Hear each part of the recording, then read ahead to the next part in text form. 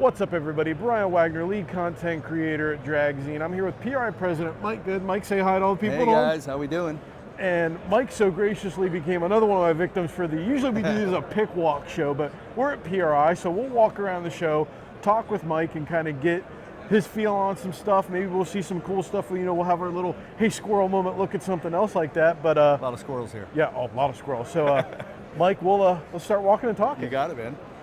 So Mike, you I was reading up on your bio a little bit. You just took over PRI last February, and you went on a little whirlwind tour before the show. What was that like? What was your goal with that? And I think it's a whirlwind tour, but it was also just standard operating procedure as far as my job will always be me being out on the road, spending time with customers, the tracks, the sanctioning bodies, a lot of the manufacturers, our customers and the buyers, and just really understanding what the pulse of the market is across all spectrums that represent auto sports. To answer your question though, what was this one like? It was simply awesome. I mean, everything from Sprint Nationals in Knoxville, Iowa, leaving there and going straight to Tractor Pool, Pool Town in Bowling Green, Ohio. That's a riot and a half. Oh, spectacular. And 5,000 horsepower, 5,000 foot-pounds of torque in a tractor. I mean, what's better than that, right? To go to the polar opposite of that, and you go to the Petit Le Mans in Road Atlanta, the Roval, and Long Beach, obviously right here in our hometown, Indianapolis Motor Speedway, the 500 and Brickyard. So it's been great.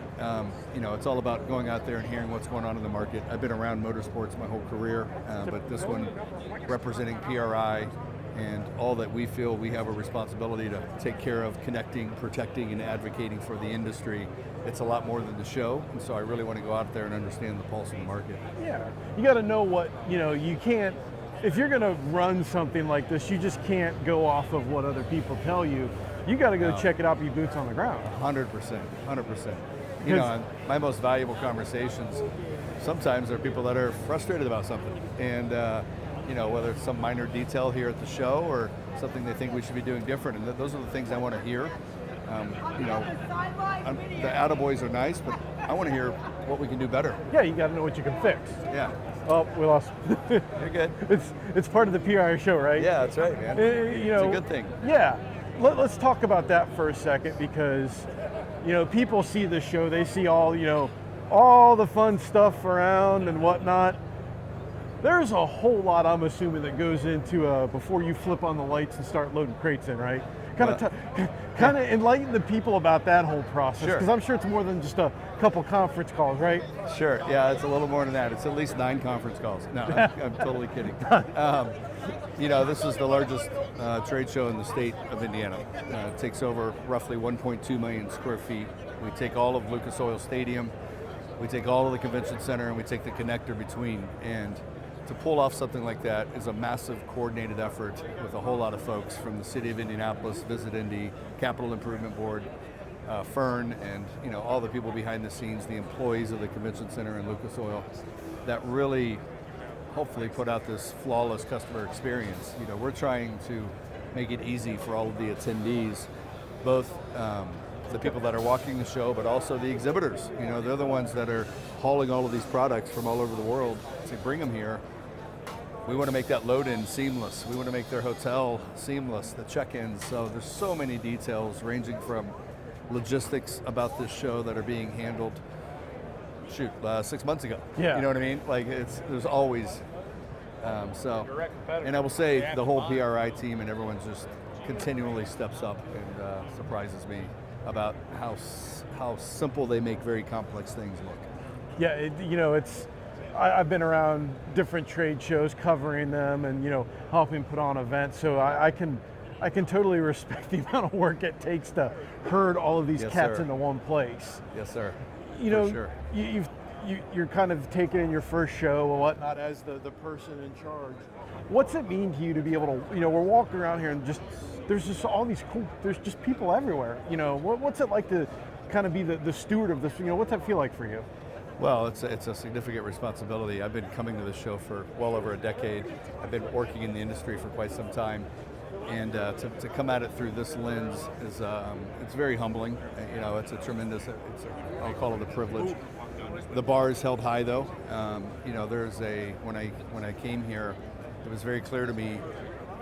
You don't want to come in here and try to fix what's not broken. Yeah, and there's a totally. whole bunch here that's not broken. There's little things we could be doing better, and we're going to work on those. But you know, it's really understanding that, and how do we keep this alive to fight for the motorsports industry and make it continually evolve and embrace the new technologies, the new brands, represent the old brands, represent, you know, one of our big initiatives is bringing the next generation into the sport. And so, you know, working with all these organizations that are represented here on how do we attract, you know, those next gens to come in here, because that's our future. You know, when you're looking at some of these tasks and how you want to do things, you know, maybe you can break a little bit of news here or whatnot. What's like, you know, one of those, when we take over a new position, anybody that's had a job, you've always got like your I want to do this goal list and things like that. You know, what are some things you've got on the big board of ideas that, you know, you're trying to bring fresh to PRI? Well, I think trade shows have to continually evolve. You know, if you just look at trade shows in general, they've become more experiential. You know, there's a lot of different dynamics. There's guys like you and me walking around with live cameras, doing live streaming and capturing a lot of content. You know, you've got to set up this environment for this to work. And so I think it's continually looking at how, not only just trends, because you don't want to be constantly reactive to trends going on, but what technologies, what innovations, and really listening to the customers and what it is that you guys want as exhibitors and as buyers that'll make this show a greater return on investment for your time. I take that very seriously, that you're spending your time, money, and resources to come here and make this thing a success. You know, I think that's important, because I always look at, you know, in the racing industry, that at the professional levels, you know, drag racing and like the NHRA, that, you know, they're not only racers, they're entertainers. Right. And that's, I think, something that, you know, the industry needs to open up a little bit more on as a whole. Sure. To you know, make ourselves more, I hate to use the word entertaining, but something where it's something that your people that are coming here, they're really getting more out of their experience. Yeah, I mean, there's an entertainment aspect to this. At the end of the day, our primary initiative is to help all these exhibitors grow their businesses and give buyers the opportunity to see products that they wouldn't have seen in another easy fashion, so to speak. Yeah, totally. You know, you keep that as your North Star. There's a whole lot of variety of experimental ways that we can do that, and you know, you try new things. They don't always work. You know, I'm not afraid to fail. You fail forward, right? And you know, we're going to try things. They won't all work, and we're going to learn from those, and we're going to move on and come out with new evolutions. So, you don't know what's going to work or not work till you try it, right? Right. Well, you look at the explosion of sims. Yeah. I mean, look at all the sims that are sitting here in these booths, and then we have a 43,000 square foot sim area over in Lucas Oil Stadium. Last year that was 8,000 square feet. So you talk about an area of growth, and that is an industry that a lot of people are like, wait a second, I don't see how it connects the dots. Those seats, those steering wheels, those shifters, those pedals that are sitting in those sims are made by people that have been down this way. Yeah, they're made by people that have been here as exhibitors and building those same products for race cars for decades. And you're building, you talk about building for the future. You know, you talk about a way to introduce the product to the next generation. Like, oh, you had fun doing it this way. Let's put you in a real car. Right, you know? right. Well, and it is, you know, it's the low-priced version of karting as far as next gen.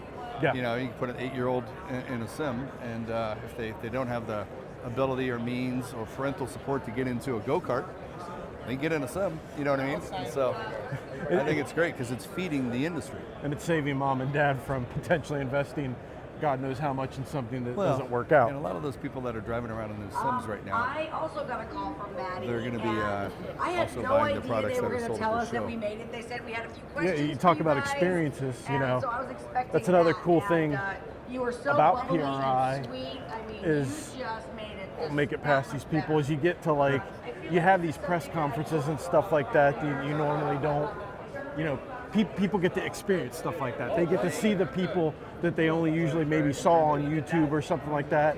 They can ask them a question. You got it. You just got to get that on camera. Look at that paint. Look at that car. Yeah. and everything in between. Again, squirrel moment, right? Yeah, it was a squirrel moment. I've owned a couple fox bodies. That's pretty cool. That's car guys for sure. My wife has to deal with that, where I'll just be bopping along. Right. What was that? Well, Mike, I appreciate you taking the time to walk around the show and spread some info and knowledge and whatnot. This has been great. And, you know, I always like when I host the Dragzine podcast, I give people to thank their sponsors the opportunity, like John Force, you know, and run down the list. So for your deal, you know, where can people learn about PRI and what you guys got going on? Oh my gosh! So we're on all the social channels, and you know, you can do a little hashtag PRI Show, or obviously performanceracing.com on our website. But yeah, you can find us all over the place, and a lot of times we're tagged in a lot of other people's photos and videos from the show. And I got to commend Dragzine and what you do, and love that you help stand up this industry and communicate for this industry and fight for this industry and really bring relevant content to the masses. So yeah, it's been great, man. I don't get the opportunity to do hood rat race car stuff unless we got people that we get to do it with us. That's right. But make sure, folks, you check out PRI Social on the website, see all the cool stuff, check out our coverage, and if you're a vendor and want to get involved, go to the PRI's website, because there's always opportunities. Oh yeah, squirrel moment again. You got to leave with this CR. This right here. Yeah, CRX. Again, squirrel guy moments. Yeah. Actually, I think I saw this car at SEMA. I was in high school in the 80s. I mean, this is awesome.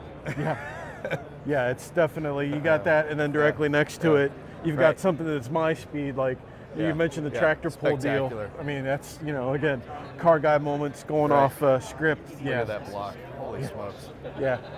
Unbelievable. Multiple turbos turbos. The always the fun. You mentioned going to Bowling Green for Full Town. We'll leave on this note. The first time I ever saw a turbo explode was at Bowling Green during that show. I don't doubt that. So pulling tractors are cool, but again, man, like, thanks for your time, and of course, we'll see you next time. Thanks, man. You guys have a great time, and have a great time at the show.